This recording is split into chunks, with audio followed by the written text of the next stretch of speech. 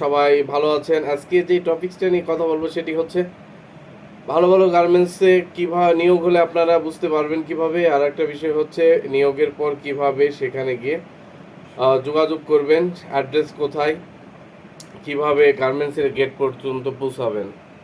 সব থেকে বড় কথা, এখন যে আমার এই ভিডিওটি দেখছেন তার মানে এটা বুঝতে হবে যে আপনি আসলেও চাকরি করতে চান গার্মেন্টস ট্রেডে, আর আপনার চাকরির খুব বেশি প্রয়োজন, অথবা আপনার রিলেটিভ বন্ধু বান্ধবের মধ্যে কেউ ফ্রি আছে অথবা বেকার আছে, তার আসলে একটা চাকরি প্রয়োজন। অ্যাজ এ শুভাকাঙ্ক্ষী হিসেবে আপনি চাচ্ছেন যে তার সঙ্গে বিষয়টি শেয়ার করতে, তো তাদের জন্য অবশ্যই এই ভিডিওটি। তো আপনারা যাদের শুভাকাঙ্ক্ষী, যাদেরকে নিয়ে চিন্তা করতেছেন রিলেটিভ, তাদের সঙ্গে ভিডিওটি শেয়ার করবেন। আর যারা নিজেই ভিডিওটি দেখছেন অবশ্যই ধৈর্য সহকারে ভিডিও প্রথম থেকে লাস্ট পর্যন্ত দেখবেন, কারণ এটা চাকরির বিষয়। চাকরির ইন্টারভিউ কিভাবে দিবেন, জবের অ্যাপ্লাই কিভাবে করবেন, কাগজপত্র কিভাবে গোছাবেন, ভালো গার্মেন্টস কোনগুলো, সেই বিষয়গুলো যদি না জানতে পান, যদি না বুঝতে পারেন গার্মেন্টসের কাজ কি, এগুলো যদি না ভালো করে বুঝেন, তাহলে আপনি চাকরি করবেন বা কিভাবে, চাকরি অ্যাপ্লাই করবেন কিভাবে, অথবা আপনি গার্মেন্টসে চাকরি করতে হলে আপনাকে অবশ্যই গার্মেন্টস সম্পর্কে আগে জানতে হবে, বিভিন্ন গার্মেন্টসের নাম জানতে হবে। তো ঈদের পর যে গার্মেন্টসগুলো ওপেন হয়েছে, এখনও কোনো সার্কুলার 1 তারিখ থেকে সার্কুলার হওয়ার সম্ভাবনা এই মুহূর্তে আমাদের অফিসে আমি খোঁজ নিয়ে দেখলাম কোনো নিয়োগ নেই। কী কারণে নিয়োগ নেই? তো মাসের 1 তারিখে নিয়োগ হওয়ার সম্ভাবনা আছে। এই মুহূর্তে আমাদের অফিসে গার্মেন্টসের অর্ডার কম। অর্ডার বলতে এরকম গার্মেন্টসের পলো, জামা, pant, shirt, T shirt order দেয় বায়াররা। তো এটা হচ্ছে অফ সিজন টাইম, এই সময় একটু অর্ডার কম। তো সিজন টাইম শুরু হলেই প্রচুর অর্ডার চলে আসবে, তখন আবার নিয়োগও হবে। যেমন ধরেন, আমি উদাহরণ দিই, অর্ডারটা কীরকম, ঈদের আগে যেরকম বিভিন্ন দর্জির বাড়িতে, টেলার্সের দোকানে যদি তার 3-4 জন শ্রমিক থাকে, বা তার টেলার্সের দোকানে বা দর্জি বাড়িতে, দর্জির দোকানগুলোতে 2-3 জন বা নিজে কাজ করলে দেখবেন যে ঈদের আগে সে নিয়োগ দেয় আরও 3-4 জন বা বেশি লোক খাটায়। কী কারণে? ঈদের সময় তার হচ্ছে অর্ডারটা বেশি থাকে। ঠিক এরকম গার্মেন্টসের season time, off season time থাকে, ডাল টাইম থাকে। তো এই 2 মাস হচ্ছে ডাল টাইম, এই সময়ে একটু অর্ডার কম, এই কারণে নিয়োগটা কম। তবে আপনারা চিন্তা করবেন না, খুব তাড়াতাড়ি বড় আকারে নিয়োগ আসবে, আমি আপনাদেরকে জানাবো, আমার সঙ্গে থাকবেন। এবং সেই সময় নিয়োগ যখন অ্যাভেলেবেল হয়, যখন অর্ডার বেশি থাকে, তখন জব পাওয়াটা অনেক সহজ হয়, আর টাইট সময়ে জব পাওয়াটা একটু কঠিন।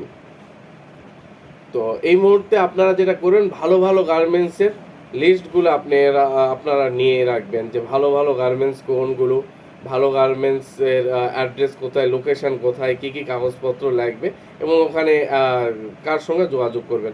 তো আমি চেষ্টা করব ভালো ভালো গার্মেন্টসের নাম, লোকেশন উইথ হচ্ছে অ্যাডমিনের একটা করে নাম্বার দেওয়া, যে নাম্বারগুলোর মাধ্যমে আপনারা যোগাযোগ করতে পারবেন।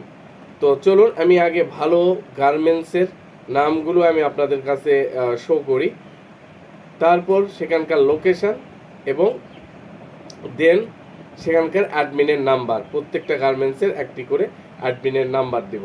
গার্মেন্টসের শুধু নাম না, যেমন হচ্ছে আমাদের ফ্যাক্টরি, আমাদের গার্মেন্টসের নাম একটা হলে ইউনিট আছে, গার্মেন্টস ইউনিট 6টা। তো এরকম প্রত্যেকটা গ্রুপ অফ কোম্পানি, প্লান্স ফ্যাক্টরিগুলোতে গার্মেন্টসের নাম একটা হলেও ইউনিট বিভিন্ন নামের হয়। তো প্রত্যেকটা ইউনিটের অ্যাডমিনের নাম্বারটা আপনাদের জানা থাকলে, তাহলে বাড়িতে বসে আপনি নিয়োগের অবস্থান, নিয়োগ কবে হচ্ছে বুঝতে পারবেন। আর নিয়োগ জানার জন্য আপনি প্রতিদিন কল তাদেরকে দিবেন না, অবশ্যই মাসের শেষের দিকে কল দিবেন, যে 28, 29 বা 25 তারিখের পরে কল দিবেন। আর ঘন ঘন যদি কল দেন, তাহলে আপনাকে তারা জানাবেই না, বা আপনাকে চাকরি বিষয়ে সহযোগিতা করবে না, বিরক্ত বোধ করবে। তো সেক্ষেত্রে এটা একটু মাথায় রাখবেন। আর এখন চলুন আমি স্ক্রিনে আপনাদেরকে দেখাই কি কি গার্মেন্টসের নাম, গার্মেন্টসগুলোর নাম, ভালো ভালো কমপ্লায়েন্স ফ্যাক্টরিগুলোর নাম, লোকেশান, এবং কিভাবে যোগাযোগ করবেন।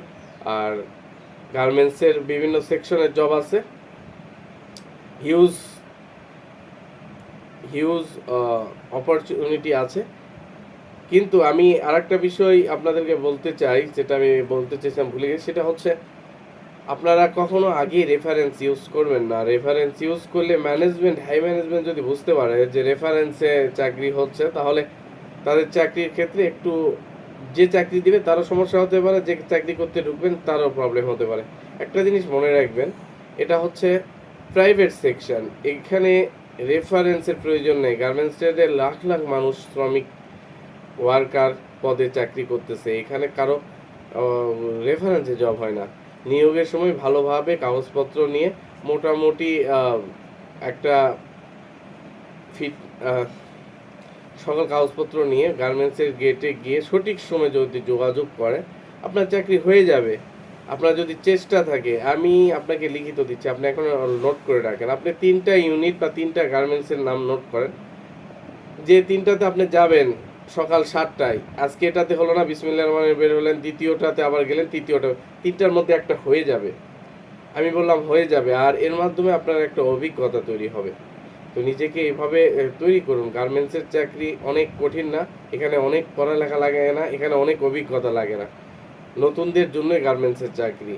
অভিজ্ঞতা যাদের আছে তারা আমার এই ভিডিও দেখবে না, তাদেরও জ্ঞান আছে। তো নতুনদের জন্য গার্মেন্টসের চাকরি। জাস্ট গার্মেন্টস সম্পর্কে আইডিয়া নেই, ঢাকার বাইরে যারা থাকে, যারা কখনো জব করেনি, মনে করে যে আসলে জব হবে কিনা, হয়তো 2-1বার ট্রাই করেছে, বিভিন্ন গেটে গেছে, বলছে নিয়োগ নেই, আশা ছেড়ে দিয়েছেন যে চাকরি হয়তো আমার হবে না। নিয়োগের টাইমে মালিক পক্ষ যদি রেফারেন্স করে, চাকরি হবে না, কারণ নিয়োগ নেই। নিয়োগ না থাকলে আসলে কারোই চাকরি হবে না। যখন মানুষের ম্যান পাওয়ারের প্রয়োজন হয়, তখন আপনার চাকরি হবে। প্রয়োজন ছাড়া কি আপনি কি আপনার বাড়িতে লোক খাটাবেন? আপনার যখন বাড়িতে কাজের লোক প্রয়োজন হবে, তখন না আপনি লোক খুঁজবেন। যখন প্রয়োজন নেই, তখন কেউ আপনার বাসায় গেলেও আপনি কাজে নেবেন না। ঠিক এরকম। তো সঠিক সময়ে আপনাকে জব সার্চ করতে হবে। তো চলুন আমি আপনাদের কিছু গার্মেন্টসের নাম দেখাই, যে গার্মেন্টসগুলো ভালো এবং অধিকাংশ সময় নিয়োগ থাকে। তারপর আমি আপনাদেরকে অ্যাড্রেস, লোকেশনগুলো দেখাবো।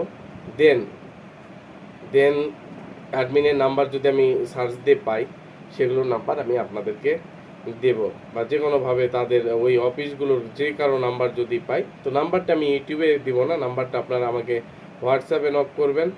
যে গার্মেন্টসগুলো আমি ওখানে লোকেশন দেখাবো, যে গার্মেন্টসের নাম আমি বলবো, কমপ্লায়েন্স ফ্যাক্টরি ভালো ভালো, যার যে গার্মেন্টসের মানে আপনি চাকরির জন্য অ্যাপ্লাই করতে চাচ্ছেন, অথবা যার জন্য যেই গার্মেন্টসের সুবিধা হবে যাওয়া আসা বা যে কোনোভাবে, সেই নাম অনুযায়ী আমাকে হোয়াটসঅ্যাপে নক দিবেন যে আমি ভাইয়া, যে আমি এই গার্মেন্টসে যেতে চাচ্ছি, যদি পারেন ওখানকার কারো নাম্বার আমাকে দেন।